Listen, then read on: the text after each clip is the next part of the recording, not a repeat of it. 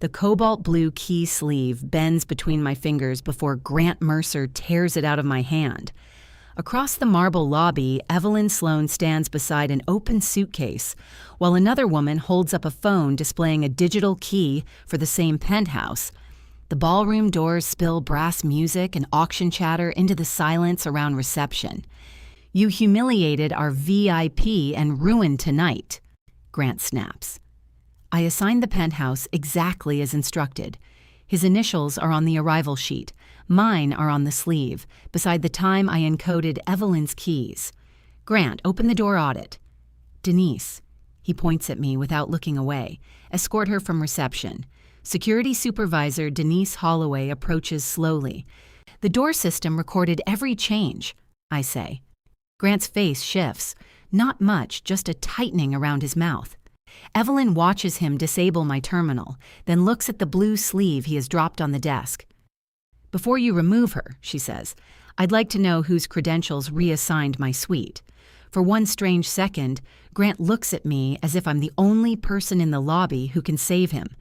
Then he says, "This is an internal matter." Evelyn closes her suitcase. "It became my matter when a stranger walked in on me."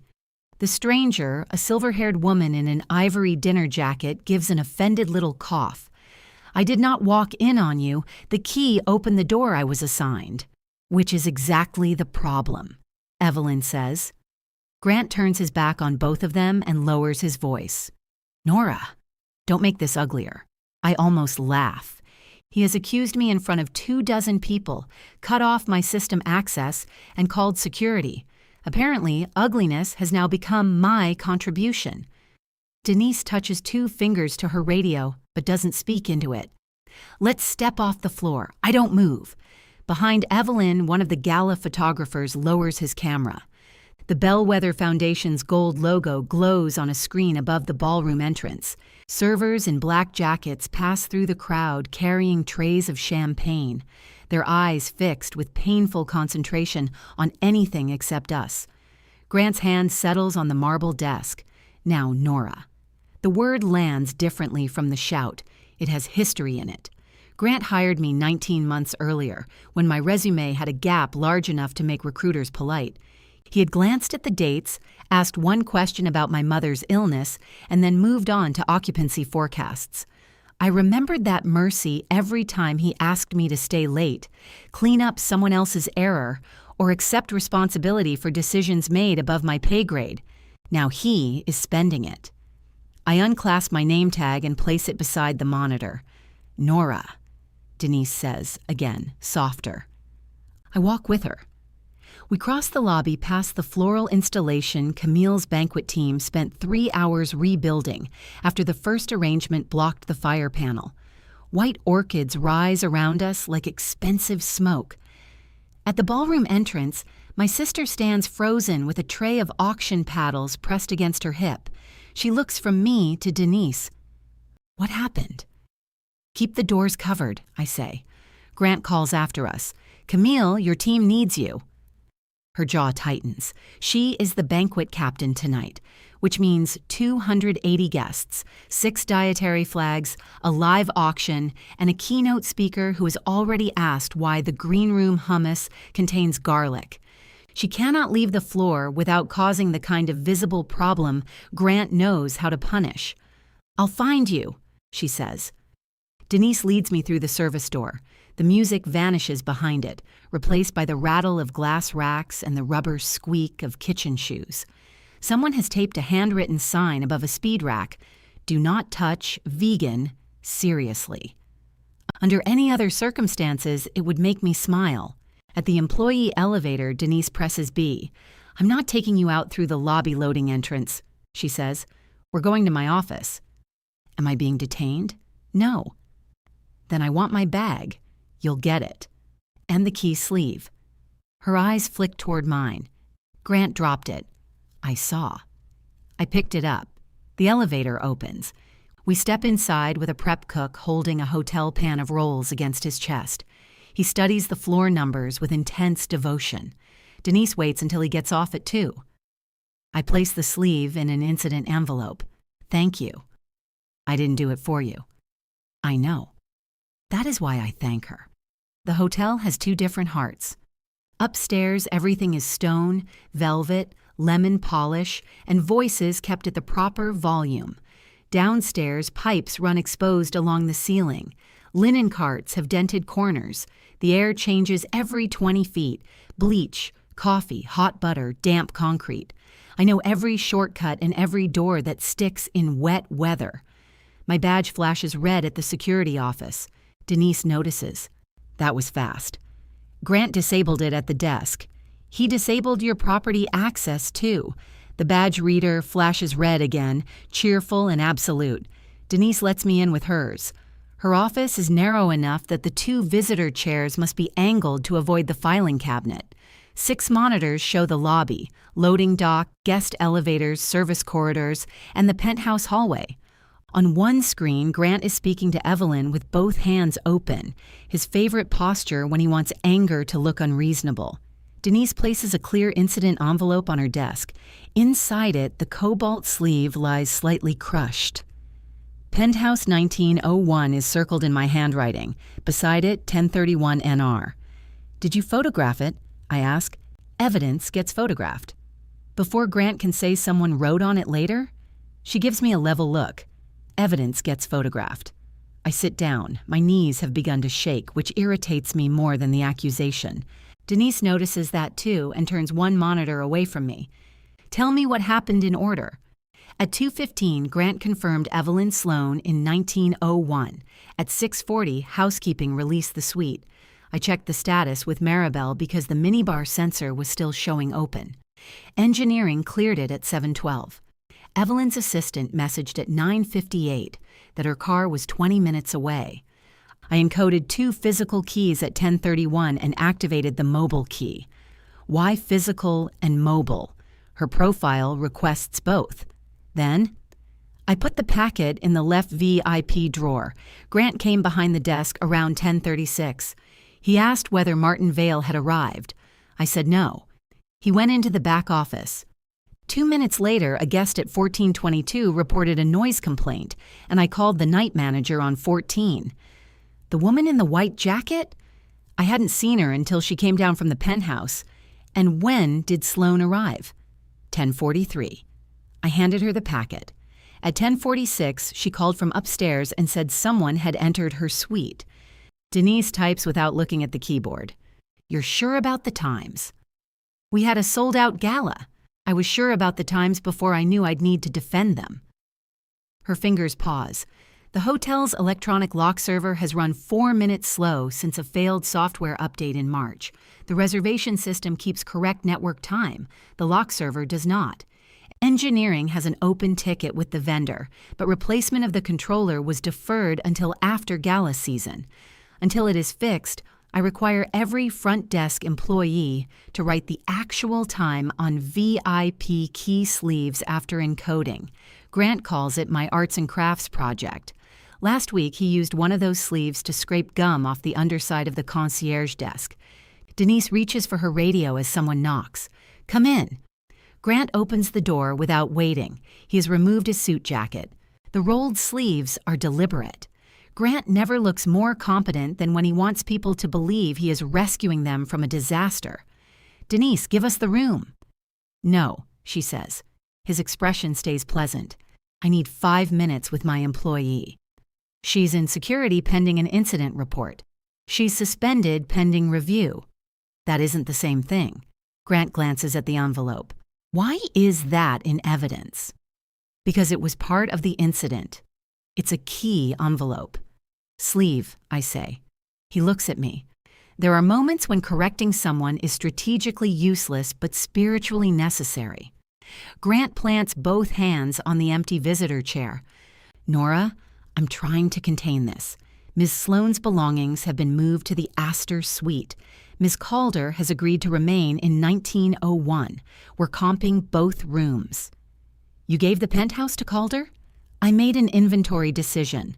After I checked Sloan in, before, you issued an old assignment. You told me at briefing that 1901 was locked for Sloan. Circumstances changed. And you told me? I entered the correction. Into which system? His eyes go to Denise. She leans back. I'd like that answer too. Grant straightens. Nora had multiple screens open. She failed to refresh the reservation and issued duplicate access after I reassigned the room. The explanation is clean enough to sound rehearsed and technical enough to comfort anyone who has never worked a hotel desk. I look at the monitor showing the penthouse hall. Ms. Calder's assistant is carrying garment bags into the suite. Evelyn's suitcase is gone. Pull the lock audit, I say. The vendor portal is restricted, Grant says, to management and security. Your access has been revoked. Denise has access. This investigation goes through human resources. Denise's mouth compresses. The door incident goes through security. Grant turns to her. We have 2 major guests already threatening claims. I need control of the response. You want control of the record. The room goes still. Grant is good under pressure. I have watched him soothe a wedding party after a burst pipe flooded the groom's suite. I have seen him find 12 rooms on a night when 12 rooms did not exist. He can apologize without surrendering leverage and offer compensation that feels generous while costing the hotel very little.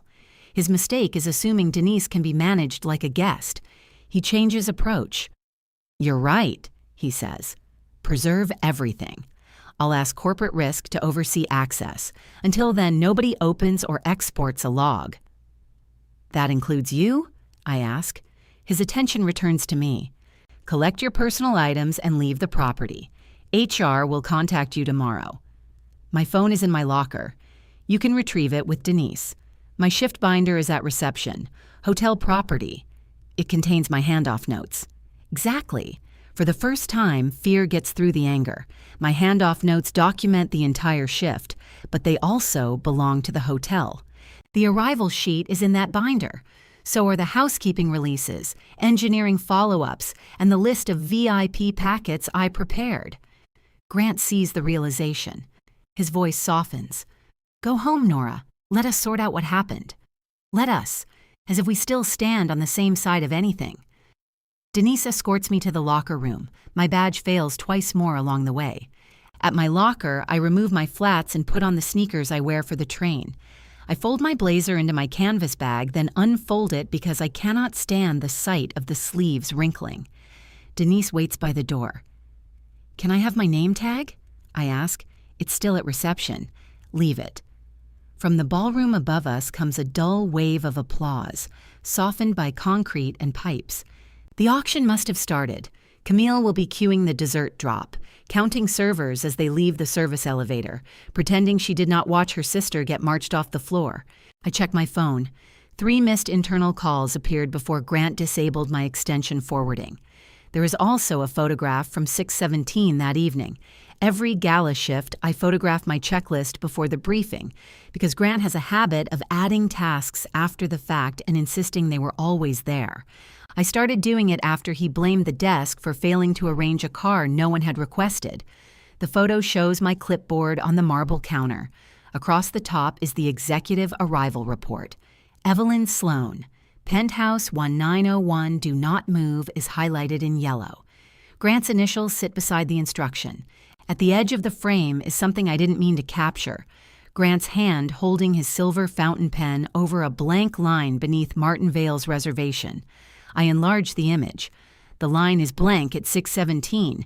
Ms. Calder's name was added later. Denise does not ask what I found. She watches my face and says, "Save the original."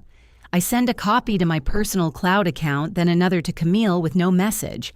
At the employee exit, Denise hands me a property removal receipt to sign. My bag contains 1 blazer, 1 pair of flats, a charger, 2 granola bars, and a paperback I have been carrying for 4 months without reading past page 37. "Do you need a ride?" she asks. "No." "Nora, I need to know whether the lock audit can be changed. Not from the hotel. Can entries be mislabeled? Credentials can be borrowed. Terminals can't." The back office terminal sits behind reception, out of view of guests but directly beneath the service corridor camera. Grant entered that office minutes before Evelyn arrived. Denise opens the door to the alley. Warm rain stipples the pavement, turning the city lights into long red streaks. "Tomorrow," she says, "answer only what they ask." That doesn't sound like advice you give everyone. It isn't advice. The door closes behind me. My phone vibrates before I reach the corner. Camille has replied to the photograph. He added Calder at 10:39. I saw him do it. A second message appears. He just asked me whether you've been under unusual stress. I stop beneath the hotel's blue awning while gala guests laugh inside cars pulling away from the curb. 19 floors above me, the penthouse windows shine gold through the rain. Grant has already stopped defending his decision. He has started building a version of me who could have made it. I type, "Don't answer questions alone." Camille's reply comes before I can put the phone away. "I'm the banquet captain. I answer questions all night. Not about me." 3 dots appear, vanish, then return. "You don't get to decide what I say." A valet jogs beneath the awning to open the door of a black sedan. I turn my face away before he recognizes me. Through the glass, Evelyn stands at the desk with her arms folded while Grant speaks to Martin Vale. Vale has the deep, patient tan of a man who schedules leisure as aggressively as work. He listens with his chin lowered, giving Grant nothing. I take the train home in damp sneakers. Camille and I rent opposite sides of a narrow duplex owned by a retired florist who has never forgiven the neighborhood for becoming expensive. The kitchens share a wall thin enough that I can identify which cabinet Camille slams. Tonight, her side remains dark. I set my wet bag on a chair and open the suspension notice that arrived while I was underground. It is 3 paragraphs long. My suspension is unpaid. I am prohibited from contacting hotel guests or accessing hotel systems. I must preserve all records related to the incident and attend a fact-finding meeting at noon. The notice identifies the incident as duplicate credential issuance resulting in unauthorized room entry. I read that phrase 3 times. Nothing in it says Grant changed the room. My checking account has enough for rent and utilities. The next insurance payment will leave $68 until payday, assuming I still receive one. After my mother died, Camille told me to stop treating every expense like a medical emergency. I told her I had. We both knew I was lying. I move $60 from savings to checking, then move it back. It changes nothing, but the act gives my hands something to do. At 1:46, Camille unlocks my kitchen door without knocking. She still wears her banquet uniform. Her hair has escaped its twist, and the sole of one shoe makes a sticky sound against the tile. "You left your porch light off," she says. "I wasn't expecting company." I live 9 feet away. She puts a foil-wrapped slice of gala cake on the counter. The sugar flour on top has been crushed flat. "I brought you dessert. Is it evidence?" "It's chocolate." "Then it may be the only uncontested item from tonight." Her mouth twitches, but she refuses the laugh. I fill the kettle. Camille takes 2 mugs from the cabinet, including the one with the cracked handle I keep meaning to throw away. "Grant asked me if you seemed distracted," she says. "You told me. He asked if you've been having trouble since Mom." The kettle clicks against the burner as I set it down too hard. "He hired me after Mom, which is why he knows where to stick the knife." "What did you say?" "I said you've been annoying since birth." "Camille." "I said you were fine." "Only fine?" She leans against the counter. "What answer did you want?" "The truth." "The truth is you barely sleep.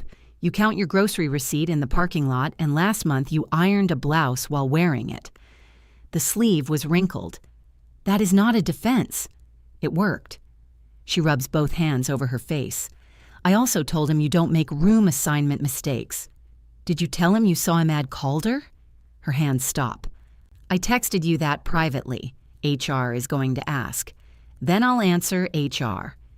You need to save any banquet documents showing when Calder was added. I know how records work.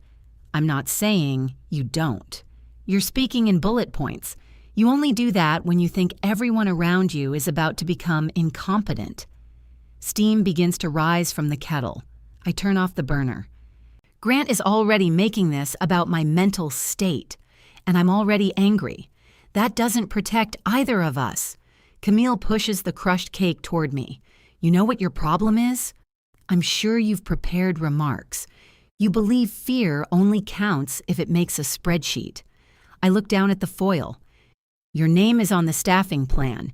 If he decides you helped me, he'll what? Make me work brunch? He can cut your captains and leave you with temporary staff. Then one glass drops, one entree goes cold, and you're the person who failed. I know how he works. Then don't give him an easy target. Her expression changes, not softens. Camille's face rarely softens when she is hurt. Sometimes, she says, you make being protected feel exactly like being dismissed. She takes the uncracked mug and walks through the back door with no tea in it. I eat the cake standing at the counter. It tastes faintly of refrigerator onions. At 11:40 the next morning, Denise meets me outside the hotel's administrative entrance. She has changed from her security blazer into a charcoal suit, which means someone above Grant is involved. You brought records? She asks. Only records I already possessed. Good answer. Was that a test? Everything is a test today. She badges me inside. My name appears on the reader screen in gray, followed by access denied. We pass the staff cafeteria, where two housekeepers stop talking as soon as they see me. Maribel, the executive housekeeper, is at the microwave. She holds my gaze and taps 2 fingers against the clipboard under her arm. Her department still uses paper release sheets during major events because the housekeeping tablets lose signal near the freight elevators. At 6:40, she released the penthouse under Evelyn's name. I do not stop. Neither does she. The fact-finding meeting takes place in a windowless conference room called Harbor, although the closest water is the decorative fountain in the lobby. Priya Shah from Human Resources sits at the far end of the table with a laptop and a yellow legal pad. Grant is beside her with his suit jacket back on. There are 3 water bottles. Mine is the only one with the seal broken. I choose the chair farthest from it. Priya notices. We can get you another. I'm fine. Grant gives her a tired smile, as though my suspicion is one more burden he must carry. Priya folds her hands. This is an initial information gathering meeting. No conclusions have been reached. Then the suspension notice should use neutral language. She glances at her screen. Which language concerns you? Duplicate credential issuance. It assumes I created the conflicting access. The record currently indicates you encoded keys for 1901. So did someone else. Grant shifts in his chair. That's what we're establishing. Priya asks me to walk through the evening. I do, using the same sequence I gave Denise. When I mention Grant's instruction not to move Evelyn, Priya looks at him. I said we should protect the assignment if possible, he says. You wrote, "Do not move," on the executive arrival report. I don't recall writing that. I have a photograph. Grant's pen stops. Priya extends her hand. May I see it? I keep the phone in front of me while she examines the original image and its timestamp. She asks me to email it to a preservation address. I do. The photograph changes the air in the room. It does not prove the override, but it makes Grant choose his next lie more carefully. Ms. Calder was not on the report at that time, Priya says. She was a late addition through Martin Vale, Grant replies. The hotel had to accommodate a business priority. At what time? Around 10:30. Camille saw you add her at 10:39, I say. Grant's eyes lift. Camille was managing the ballroom. The ballroom doors face reception. She was moving between departments all night. I'd be careful about speaking for another employee. Priya writes something on the legal pad. Please let me ask the questions.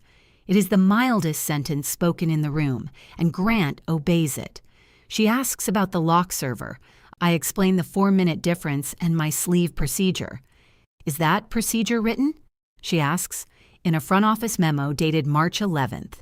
Denise and engineering were copied. Grant says it was a temporary workaround, not an approved control. You approved it in the staff meeting. I allowed it. That isn't the same thing.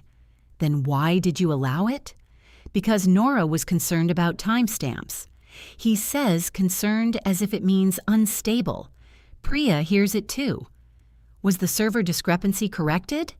No, Grant says. Then the workaround remained relevant. His jaw flexes once. She turns to me. When you encoded Ms. Sloane's physical keys at 10:31 actual time, the server would record 10:27? Yes. And her mobile credential? Activated in the reservation interface at 10:32. That system had accurate time. Grant slides a printed sheet across the table. This is the room history. The line at 10:38 shows the penthouse reassigned to Calder, L. The user field reads GMERCER. At 10:42, the system shows Sloan Mobile Credential Sync Attempt under my user ID. There, Grant says. Nora's terminal refreshed Ms. Sloane's mobile key after the reassignment. My terminal was still open, and you were operating it. I was on the phone with 1422. You could have returned to the screen, or you could have used my terminal. I used the back office. The answer comes too fast. Priya looks from him to the room history. Can system activity establish which terminal processed the sync? Grant closes his mouth. It should, I say. Priya writes another note. The sync attempt bothers me. I did not touch Evelyn's mobile profile after 10:32.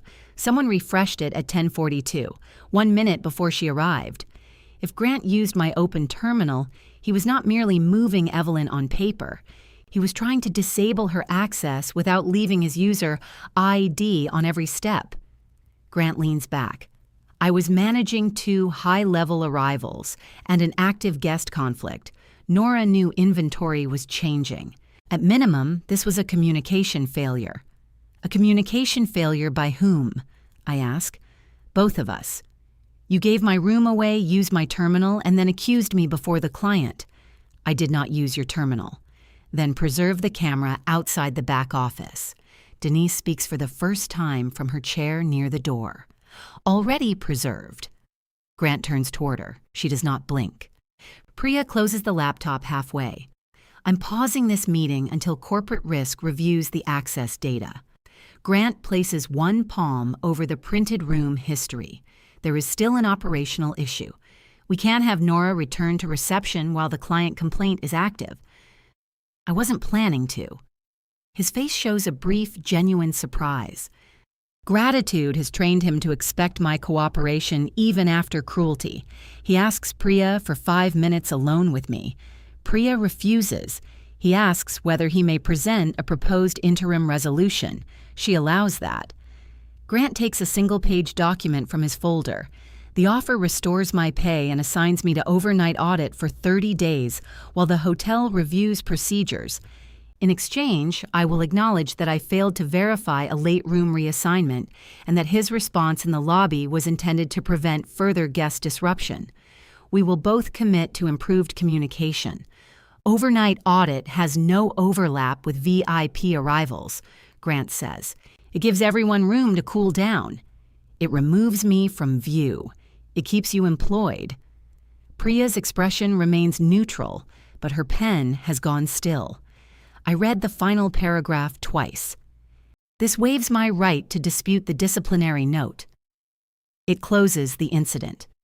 Before corporate risk opens the logs, it closes the employment issue. The technical review can continue, with my fault already established. Grant's voice drops. Nora, I am giving you a way back. There is the old favor again, polished and placed between us. I slide the paper toward Priya. Please add this to the preserved record. Grant stares at my empty hand. You're refusing. I'm not signing a false statement. You may remain unpaid. I understand. I do understand. That is the worst part. Outside harbor, Denise walks me toward the administrative exit. Halfway there, Priya catches up. Ms. Sloane has made a written request, she says. She wants you present when we review the incident with the Bellwether Foundation.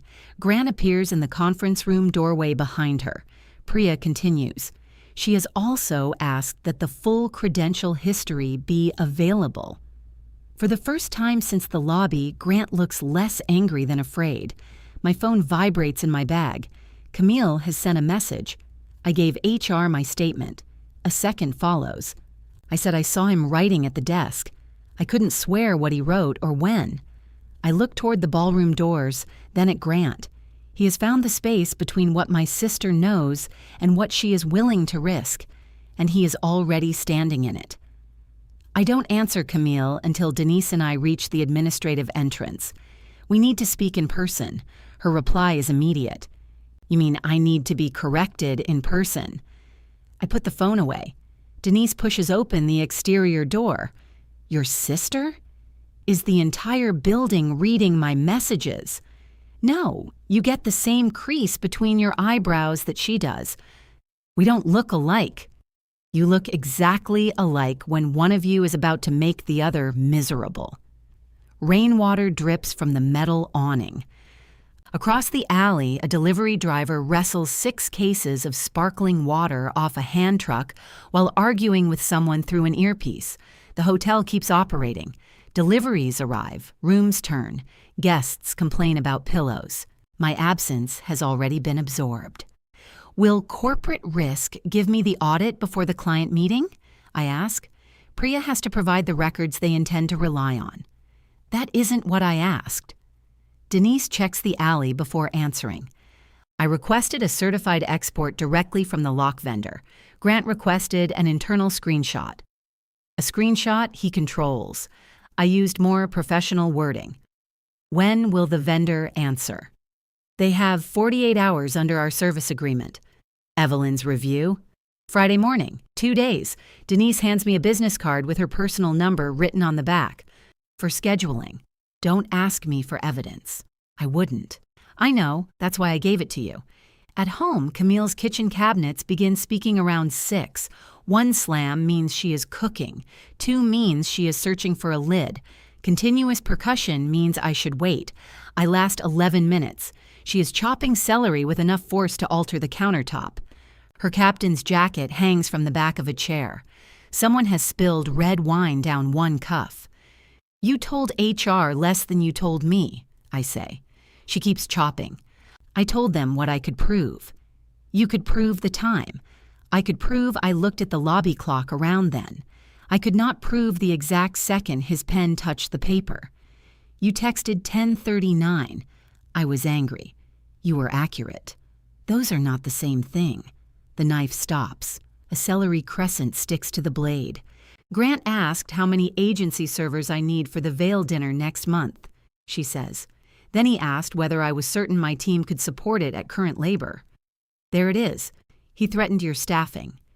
He discussed labor. With his hand around your throat. He never said your name. He didn't need to. Camille scrapes the celery into a bowl. You think I'm scared for a banquet schedule. I think you're scared he'll make you fail in public. She turns on me. Yes, I am. I built that department back from 3 straight quarters of complaints.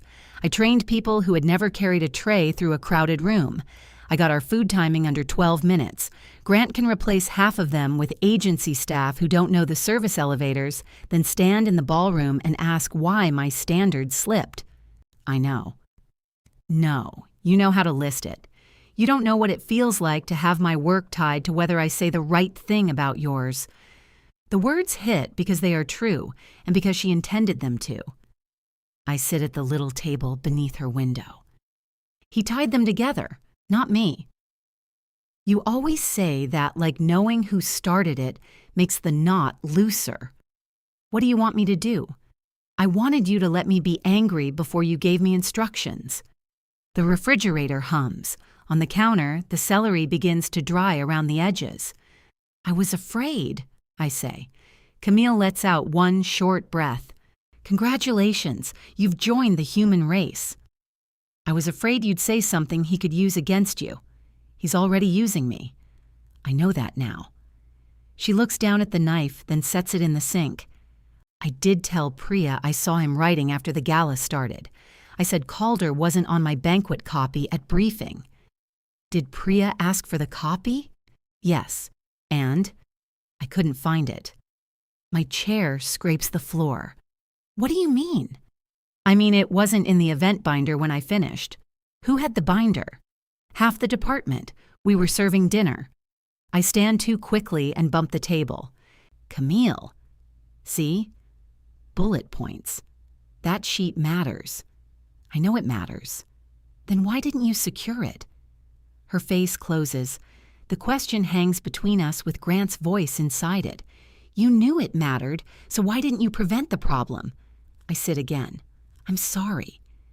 She picks up the bowl. Dinner will be ready in 20 minutes. It is not forgiveness, but it is food. Priya emails the next morning with the documents for Friday's review. Grant's written account is 4 pages long and immaculate. He describes a fluid inventory challenge caused by the late arrival of Lydia Calder, a hospitality investor associated with Martin Vale's renovation discussions. According to him, he entered the room reassignment at 10:38, verbally advised me that the inventory had changed, then reasonably believed I would refresh Evelyn's profile and destroy the old physical keys. There is no explanation for why he did not speak to Evelyn before her arrival. There is a paragraph about my recent signs of fatigue. He notes that I had assumed extra responsibilities during staffing shortages and might have been overwhelmed by the gala. He cites 2 nights when I stayed past midnight and 1 morning when I corrected a cash deposit after initially placing it in the wrong envelope. The deposit error was 18 months ago. I caught it before accounting opened the envelope. I read that paragraph until the words lose shape. Attached is Martin Vale's statement. Vale confirms that he asked Grant to give Calder the hotel's finest available accommodation because her support could influence financing for the renovation. He does not say he asked Grant to displace Evelyn. He does say Grant appeared to be managing a difficult situation under pressure. The final attachment is Camille's statement. She saw Grant at the desk. She cannot confirm what he wrote. She was focused on her duties. She has no direct knowledge of room access. Every sentence is true. Together, they make her useless. I open a blank document and begin my response. I write for an hour, delete most of it, and begin again. Anger turns every sentence into an accusation. Fear turns every accusation into an apology. At noon, Priya requests a virtual follow-up. Grant joins from his office. Behind him, the edge of my shift binder is visible on a shelf. I take a screenshot. Priya says the hotel is reviewing my request for the switchboard activity report. There's nothing to review, I say. It's part of the incident timeline. Grant folds his hands. Guest call data has privacy implications. I'm not asking for the guest's identity or conversation. I'm asking for the start and end times of the call I handled from 14:22. Priya looks at him. Why would that be restricted? It shouldn't be, he says, reversing smoothly. I'm only asking that we follow process. The call began at 10:38, I say. If it continued through the mobile sync at 10:42, I wasn't operating my terminal. You can use a terminal while speaking to a guest. The phone at reception is on the opposite side of the desk from my workstation. You could have placed the guest on hold. The console records holds. Grant's expression remains patient. Then, the record will help us. He sounds almost generous. Priya approves the request. Before the meeting ends, Grant asks to discuss the interim offer.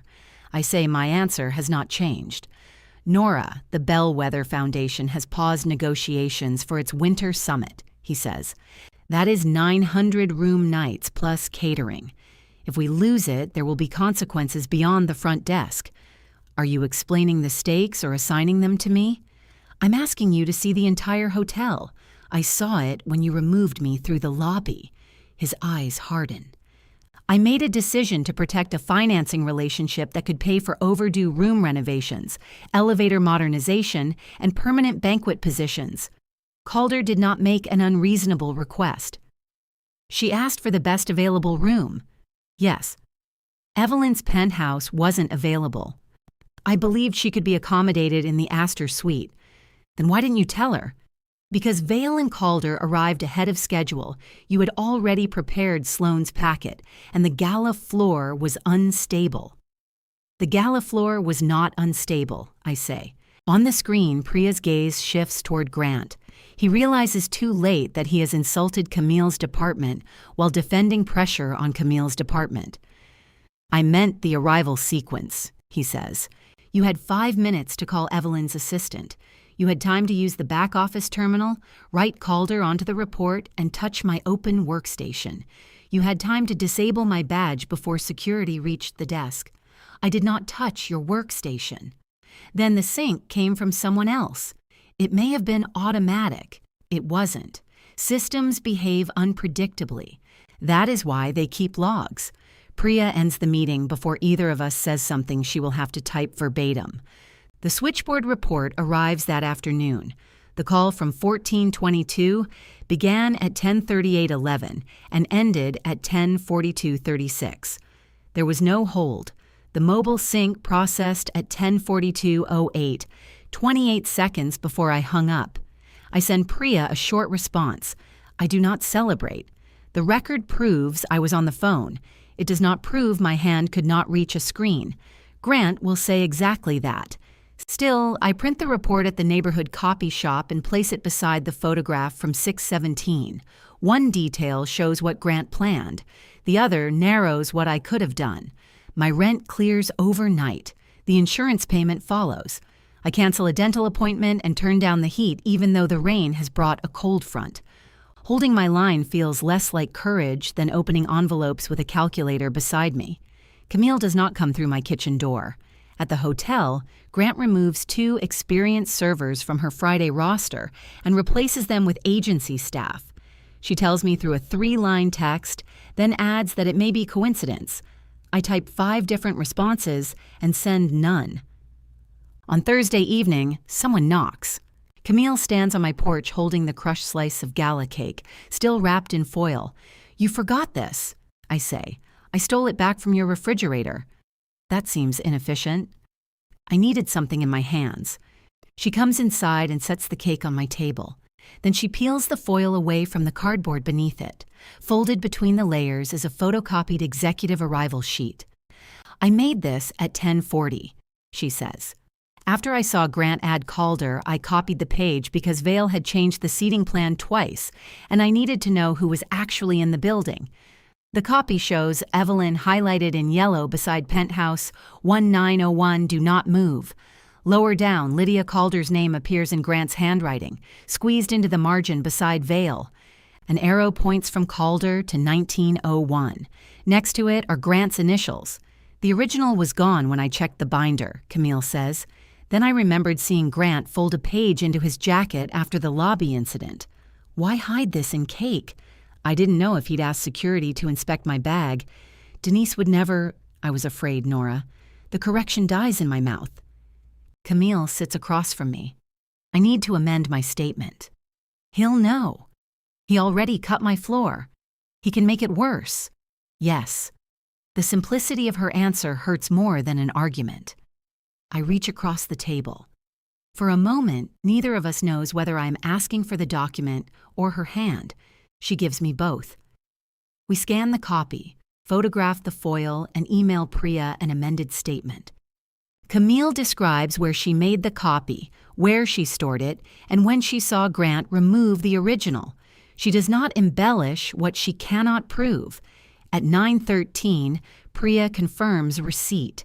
At 9:26, Grant emails Camille that all banquet scheduling changes must now be approved by him. At 9:41, Denise sends me 4 words. The vendor export arrived. Beneath them is another message. Be early tomorrow. I am. The lobby is still waking when I arrive. Overnight guests drift toward the coffee station in expensive coats and hotel slippers. A bellman polishes fingerprints from the brass luggage cart. At reception, someone has filled my usual drawer with registration cards. Denise meets me beside the service entrance and hands me a visitor badge. Corporate risk joined by video, she says. Renee Walsh is here in person. Renee is the operations director for the hotel's management group. I have met her twice. The first time, Grant introduced me as one of our dependable desk people after I spent 9 hours relocating guests during a boiler failure. The second time, she asked why front office turnover had dropped, and Grant told her he had improved hiring. Did you read the export? I ask. I verified the hash and sent it to Priya. That wasn't my question. Denise almost smiles. You'll see it in the room. She leads me into her office first. The cobalt key sleeve remains sealed in its incident envelope. Beside it is a printed still from the service corridor camera. Grant stands at my workstation with one hand on the mouse, while I am several feet away, turned toward the telephone. The timestamp reads 10:42:05. The mobile sync process 3 seconds later. I grip the back of the visitor chair. Sit down if you need to, Denise says. I don't. Fine. Fall professionally. I sit. She gives me a minute, then slides the image back into a folder. The camera doesn't show the screen. It shows who was standing there. And the vendor export? You need to hear it with everyone else. The Bellwether Review is being held in the library, a private meeting room with dark shelves and decorative books that have never been opened. Evelyn sits at one end of the table in a navy suit. There is no luggage beside her today. Her foundation's events director, Malcolm Reed, sits to her right, with a legal pad divided into neat columns. Grant is across from them. Priya and Renee occupy the center seats. Denise takes the chair nearest the door. Priya has placed the blue sleeve, still sealed, in front of an empty chair. Mine. Grant watches me sit beside it. Renee begins with an apology to Evelyn, then explains that the purpose of the meeting is to establish the sequence, address the foundation's concerns, and determine immediate operational steps. She has a calm, low voice that makes interruptions feel especially crude. Grant interrupts within 2 minutes. I want to be clear that I accept responsibility for the guest experience, he says. My concern is that we not confuse a difficult management decision with a technical malfunction that involved several people. Evelyn looks at him. Was moving me to another room the difficult management decision? It was. Then why did you tell the lobby the receptionist had ruined the night? Grant glances at me. Front office supervisor. The correction is absurd enough that Malcolm stops writing. Grant continues. At that moment, I understood that Nora had issued outdated keys after a reassignment. I reacted to the information I had. You made the reassignment, Evelyn says. Yes. You did not tell me. There was no opportunity before your arrival. My assistant messaged the hotel 45 minutes before I arrived. Your exact arrival time was uncertain. The hotel replied to her. I did. At 9:58, I confirmed that Evelyn's penthouse would be ready. Grant shifts toward Renee. This is what I mean by several people. Messages were moving through different systems. Nora prepared credentials early. The late addition came through Vail. There was a compressed window. Renee turns to Priya. Let's establish the window. Priya projects a timeline onto the wall. At 10:31:14 actual time, 2 physical keys were encoded for Evelyn on front desk -3 under my credentials. The lock server recorded 10:27:14 because of the known 4-minute discrepancy. The blue sleeve carries my handwritten actual time. At 10:32:02, Evelyn's mobile credential was activated through the reservation system. At 10:36:41, Grant entered the back office. At 10:37:26, GMERCER initiated a managerial room override from back office -2. The penthouse reservation link changed from Sloan, Evelyn to Calder, Lydia. At 10:37:31, the system displayed a warning that 2 active physical credentials remained outstanding. At 10:37:38, GMERCER selected Proceed without card recovery. At 10:37:44, Evelyn's mobile credential was canceled. At 10:38:03, a new digital credential was generated for Lydia Calder. Priya stops reading. The only sound in the room is the heating vent ticking inside the wall. Evelyn looks directly at Grant. Whose credentials reassigned my suite? His mouth opens. Renee answers. Mr. Mercer's. Evelyn turns to me. I expected vindication to feel warm. Instead, it feels like pressure releasing from a joint I did not realize I had been holding rigid. It hurts on the way out. The override was his? Evelyn asks me. The certified audit says it was. And you had already assigned the penthouse exactly as instructed. Yes. She nods once. Thank you. Quietly. No performance, no satisfaction aimed across the table, just the return of something Grant tried to take in public. Grant leans toward the projected timeline. My credentials were used. That doesn't establish intent beyond the inventory change I have already acknowledged. It establishes that Nora didn't create the mix-up, Malcolm says. The mix-up occurred because physical credentials remained active after the reassignment. Nora encoded them before the guest arrived. Under your instruction, I say, and you left them unattended in the VIP drawer. That is where prepared arrivals are stored. You also left your reservation session open. There it is, the part that is mine. Yes, I say. Grant seems surprised I do not fight it. I continue. I should have locked the terminal before I stepped to the phone. I didn't. That allowed someone else to process a sync under my user ID. He looks toward Renee. That admission matters. It does, I say. It matters to the 1042 sync. It does not travel backward 5 minutes and put your credentials into the back office lock server. Denise places the camera still on the table. Grant looks down at himself standing at my workstation. Priya resumes the timeline. The switchboard report shows me continuously handling the noise complaint when the sync occurred. The camera shows Grant leaving the back office, crossing behind reception, and operating my terminal. The reservation system then attempted to attach Evelyn's canceled mobile credential to the Astor suite. You were moving my reservation after you had given my room away, Evelyn says. I was trying to complete the recovery. Without speaking to me. I expected the front desk to explain the upgrade alternative. The Astor was a downgrade for the work setup my team requested. An excellent suite in its own right. Then you should have been willing to put Ms. Calder there. Grant's face colors. Renee asks him why he used my open terminal. I don't recall doing so. Denise taps the still. This is you. I can see that. I don't recall the specific action. You stated yesterday that you did not touch the workstation, Priya says. I was speaking to the best of my recollection. Priya places Camille's copied arrival sheet beside the blue sleeve. Evelyn's penthouse assignment is highlighted. Calder's name and the arrow to 1901 appear in Grant's handwriting. Did you add Ms. Calder at 10:39? Priya asks. I added her when I had confirmation. Why was she not entered through the reservation system before you changed the lock access? Because the request came directly from Vail. Why did you remove the original arrival sheet from the shift binder? I didn't. The service corridor camera shows you folding a document and putting it inside your jacket at 10:49, Denise says. That could have been any document. It could, Priya says. Did you preserve it? Grant does not answer. Renee closes the folder in front of her. We have enough on the access sequence. No, Grant says. You have a sequence without context.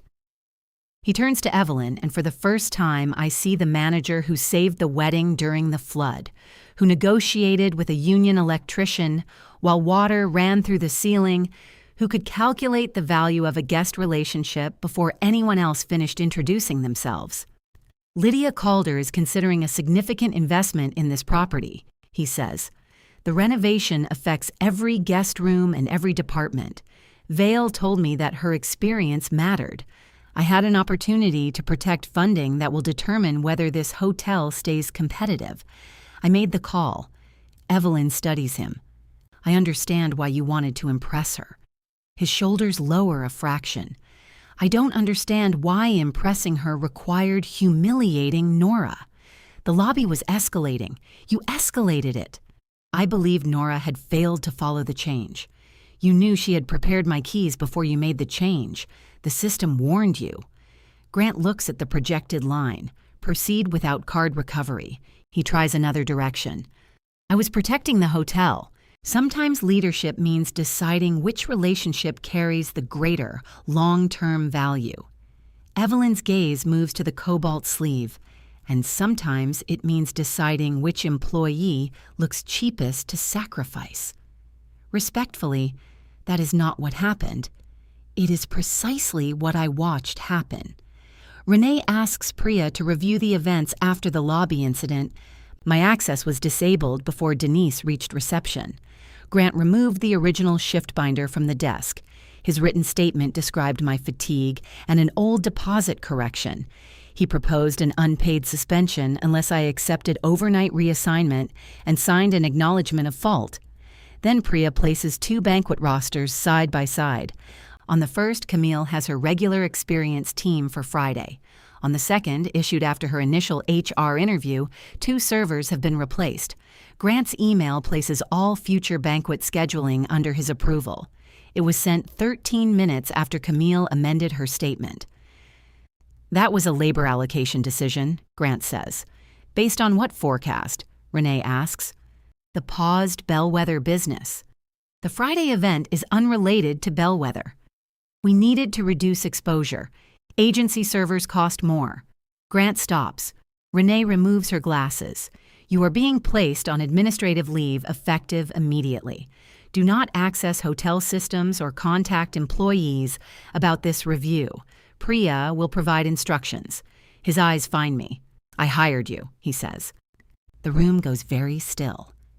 I think of the interview 19 months ago, the way he moved past the gap in my resume without making me explain the worst year of my life. I think of every late shift I accepted as repayment. I think of the name tag still somewhere behind reception. You did, I say, and I did the job. Denise escorts him out. Evelyn waits until the door closes. What happens to Nora? Renee looks at me rather than answering for me. Her suspension is rescinded. She will receive back pay. The allegation concerning duplicate credential issuance will be removed from her file. And the unlocked terminal? I ask. Priya meets my eyes. That will be handled as a documented coaching issue, consistent with how we would treat any first occurrence. Good. Evelyn raises an eyebrow. I left it open, I say. I don't need a clean story. I need an accurate one. Malcolm finally draws a line beneath his notes. Bellwether does not restore the winter summit that morning. Evelyn requires a written incident response, refunds for both affected suites, and controls preventing one manager from reassigning a protected room and generating replacement access without a second authorization. She also wants the hotel to explain how employees can preserve records without depending on whether their manager approves. Renee agrees to submit terms, not promises. Before Evelyn leaves, she stops beside my chair. When he ordered security to remove you, you looked calmer than anyone else in that lobby. I wasn't. I know. She touches one corner of the evidence envelope. That's what made it impressive. The investigation lasts 12 days. Grant sends one written response through Priya, arguing that the hotel encouraged managers to prioritize valuable relationships, that the lock procedure was poorly designed, and that my open terminal contributed to the confusion. The first 2 points are partly true. The third is true only after he used it. The hotel terminates him for falsifying his account, withholding an operational record, and retaliating against employees who participated in the review. Vail protests the disruption, but does not withdraw from renovation discussions. Calder, when asked, states that she requested the best available suite and was never told another guest had already been assigned to it. Camille's original roster is restored. She keeps the agency servers too because, as she tells Renee, changing them again would punish people who did nothing wrong. Then she makes both of the replaced servers lead stations, so Grant's labor decision costs the hotel exactly what he claimed he was trying to save. Bellwether eventually signs a smaller event contract with an option to expand after the new access controls are tested. Renee offers me acting front office manager for 90 days. I ask what authority comes with it. We can define that, she says. Then it isn't defined. She gives me the same surprised look Grant did when I refused overnight audit. I bring a 1-page proposal to our next meeting. Front office operations manager not acting, authority over VIP access procedures, back pay already owed, a corrected employment record, and a rule that staff participating in incident reviews cannot have schedules, shifts, or assignments changed without HR review. Protected suite reassignments will require one manager to approve the room change and a different authorized employee to issue new access. Renee crosses out my proposed salary and writes a lower number. I write another between them. She laughs once. You negotiate differently when you're employed. I'm negotiating differently because I plan to stay that way. We settle closer to my number. My name tag reappears in a desk drawer with a scratch across the N.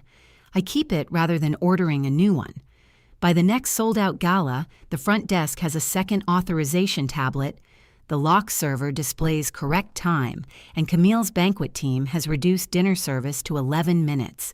She passes reception carrying auction paddles and sets a foil-wrapped slice of cake beside my monitor. Evidence, she says. Chocolate? Uncontested. An arrival alert appears for the penthouse guest. I encode 2 physical keys, confirm the mobile credential, and circle 1901 on a fresh cobalt blue sleeve.